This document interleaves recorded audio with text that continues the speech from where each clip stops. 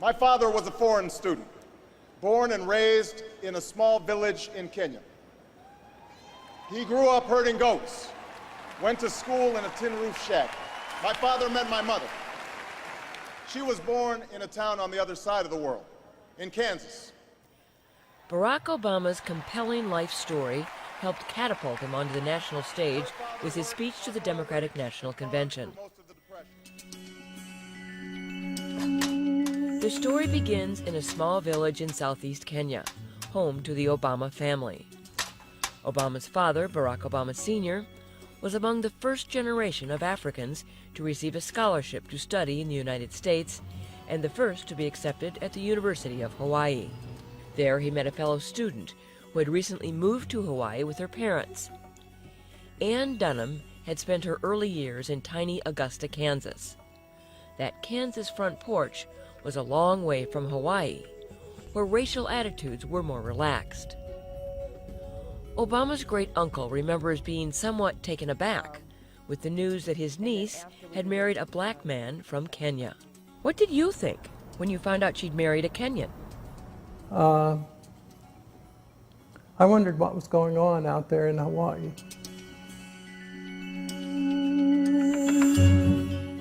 Barack, known then as Barry, spent his early years on the beaches and playgrounds of Hawaii. But life changed dramatically when he was only 2, and his father abandoned his wife and son to accept a scholarship to Harvard. After completing his Ph.D., Obama Sr. returned to Kenya. Barry saw his father only one more time when he was 10, and his father returned to Hawaii for a visit. 11 years later, Barack Obama Sr. was killed in an automobile accident in Kenya. Growing up without his father had a major impact on Obama.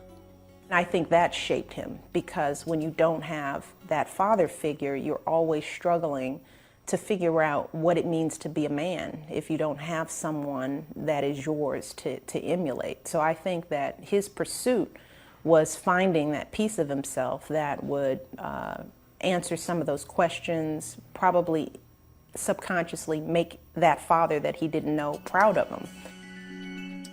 Though at age 6, young Barry did gain a stepfather.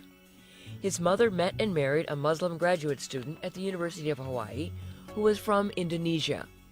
Barry and his mother moved to Indonesia, and soon a half-sister was born.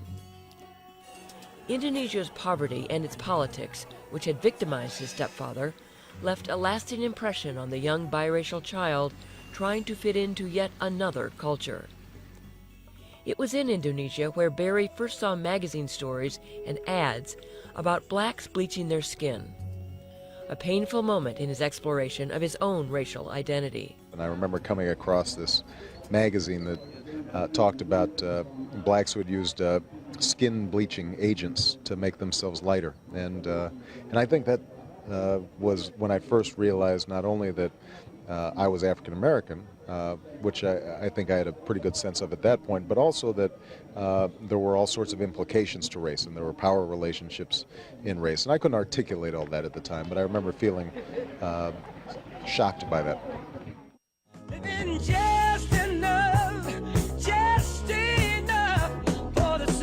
Life changed again when Barry was sent back to Hawaii at age 10 to attend the prestigious Punahou School. Unhappy with the schools in Indonesia, his mother wanted him to get the best education possible. During most of his high school years, his mother remained in Indonesia, and Barry lived with his grandparents. Academically, Punahou was excellent, but even though the student body was diverse, he was often the only black student in his class. In his autobiography, written at age 33, he describes his struggles to define himself. I was engaged in a fitful interior struggle. I was trying to raise myself to be a black man in America, and beyond the given of my appearance, no one around me seemed to know exactly what that meant. The restless teenager spent hours on the basketball court, where he says he found his closest white and black friends. He tried marijuana and later cocaine. If he had been the same kid growing up on the south side of Chicago, I think his outcomes might be a bit different. But there wasn't a lot of trouble to get in Hawaii. To hear his friends and he and his friends talk about what they did, is like you could screw up in Hawaii and still be okay. His great-uncle says he's not surprised to learn of his nephew's identity struggles. He wasn't raised black because he was raised in a white family and raised as if he were a white boy. And I'm sure that caused all kinds of conflicts in his mind. I think he came out of it well, and perhaps even gives him an insight into American society that not many blacks or whites have. Thank you. What caused him to struggle as an adolescent has now become an important political asset and part of his political identity. Were you essentially raised, though, as a white child? No, I don't think so. I mean, I was raised as an Indonesian child and as a Hawaiian child and as a black and white child. And so, I think that part of what I benefit from is a multiplicity of cultures that all fed me.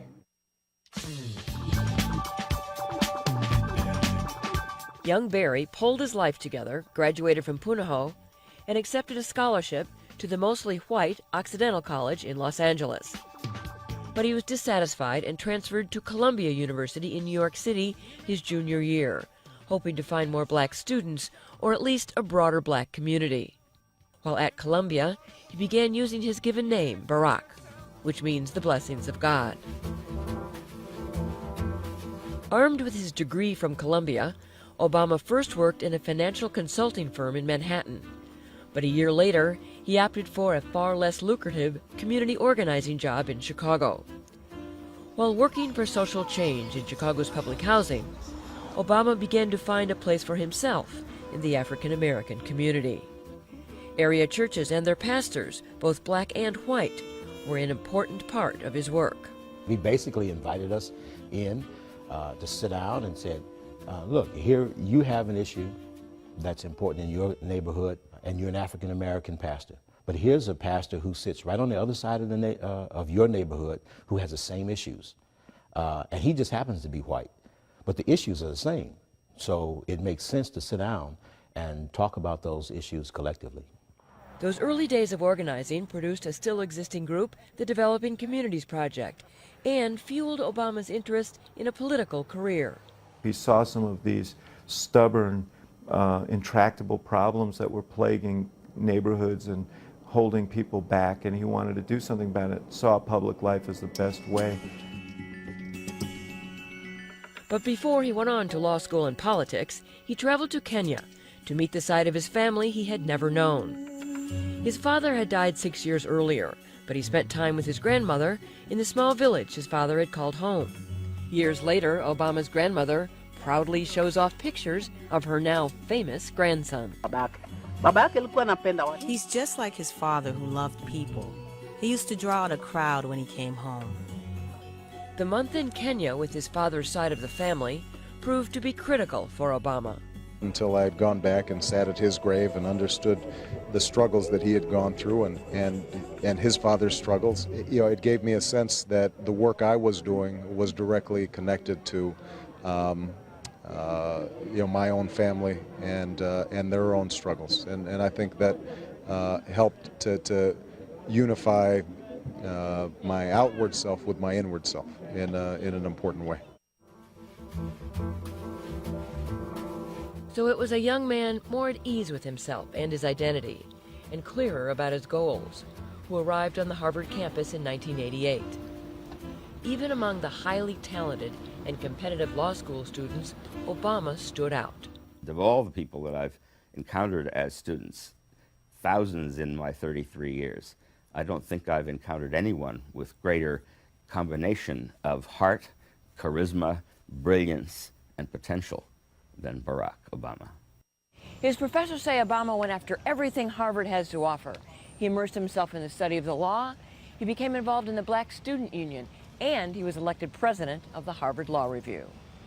He was the first African-American editor of the Law Review, the most prestigious and widely read law journal in the country. Being president of the Harvard Law Review is at least a 40-hour-a-week job. Now, this is in addition to people who are full-time students, and Barack did this all with a kind of poise and equanimity that was really quite remarkable. He was working very hard, but you know, the old adage, never let him see you sweat, most people never saw him sweat.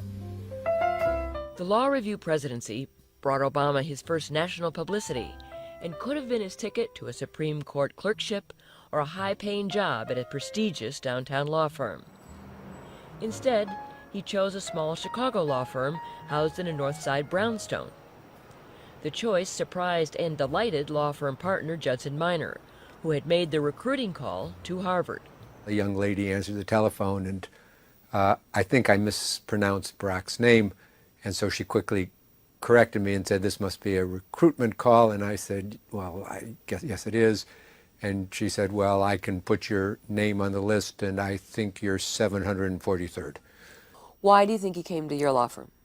Well, I think we did what he was interested in doing. He was interested in civil rights. He was interested in economic development in the minority community, and we do a lot of both. Obama made a choice in his personal life as well. He met and married Michelle Robinson, who had grown up on Chicago's South Side and had gone to Princeton and Harvard Law School, graduating 3 years before Obama. They met when she was assigned to recruit him to join one of the city's top law firms, Sidley and Austin. The firm is abuzz about this brilliant young African-American male who everybody's trying to recruit. And I am always a cynic. I was a skeptic then, and my view was I'm sure that this is just a black man who can talk straight, and that's why people love him. But I'm like, let me be the judge of whether he's great. So I was skeptical, and then I found out that he grew up in Hawaii, and I thought, okay, he's nuts. He's got to be nuts. I mean, what normal black people grow up in Hawaii? But her skepticism soon faded. I mean, we just clicked. We laughed about the same things. He was cynical in a way that was not jaded, but funny. He had a great sense of humor. He didn't take himself too seriously. But I was impressed with just what people are impressed with, is how did this young man with this strange background turn out to be such an interesting surprise. Though Michelle Obama's mother was a little worried about the mixed heritage of her future son-in-law. A little bit. That didn't concern me as much as had he been completely white. And I guess that I worry about races mixing because of the difficulty, not for so much for prejudice or anything. It's just very hard. Today, Marion Robinson dotes on her 2 young grandchildren. And Obama says it is his wife and his daughters that help keep his priorities straight. They constantly remind me that I'm just one person, and hopefully I can make a contribution, but what's significant is that continuing legacy that we pass on to the next generation. Obama's 2 young daughters have had to share their father with politics from the time they were born. He was first elected to the Illinois State Senate in 1996. And it wasn't long before he was making an impact, says Senate President Emil Jones. So he had the ability to talk with all those on the who were opposition to the legislation, but he was able to do it in such a manner that he was not dogmatic in his approach, and pretty soon everyone began to respect him more. But 4 years later, when Obama challenged popular incumbent Bobby Rush for his congressional seat, many thought Obama was pushing too hard, too fast. He lost, and some in the black community questioned whether his mixed heritage, lack of Chicago roots, and Harvard law degree meant he was too elitist or not black enough to represent the predominantly African American district. It is a charge that infuriates his wife. I'm as black as it gets. I was born on the South Side. I come from an obviously black family. We weren't rich, you know. I put my blackness up against anybody's blackness in the state, okay? And Barack is a black man, and he's done more in terms of meeting his commitments and sticking his neck out for this community than many people who criticize him. And I can say that because I'm black. The charge faded when Obama captured an astonishing 53% of the vote in a 7-person field in the Senate Democratic primary, winning the black vote overwhelmingly, but also winning in white ethnic wards, in the collar counties, and breaking even or winning precincts downstate.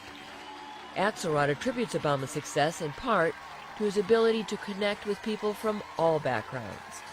His father was from Kenya and is black, and his mother was white and from Kansas. His sister's Indonesian. I think she's married to someone who's Chinese. Yeah, yeah. He's like a bigot's worst nightmare. I mean, he's someone who's comfortable wherever he goes, and that part of that is having gone through the struggle of figuring out who he is, of really struggling with this issue of race and ethnicity in our society. I think it's made him a really universal kind of figure who people respond to. Thank you so much. I really appreciate it. I really do. That positive response to Obama has fueled speculation that at some point he will be on a national ticket. The fact that he has touched people in the way he has, and that people really believe that this is possible, maybe not just possible, but probable, says an awful lot about him, but it also says something positive and hopeful about us. Obama brushes all such speculation aside and focuses on November. Dr. King once said, he said, the arc of the moral universe is long, but it bends towards justice. It bends towards justice. But it doesn't bend on its own. It bends because we help bend it that way. It bends because you're going to get folks registered, and you're going to go to the polls, and we're going to have a whole Democratic slate elected, and you're going to have a new United States Senator, and his name is going to be Barack Obama. Thank you very much, everybody. God bless you guys. Thank you. For Chicago Tonight, I'm Elizabeth Brackett.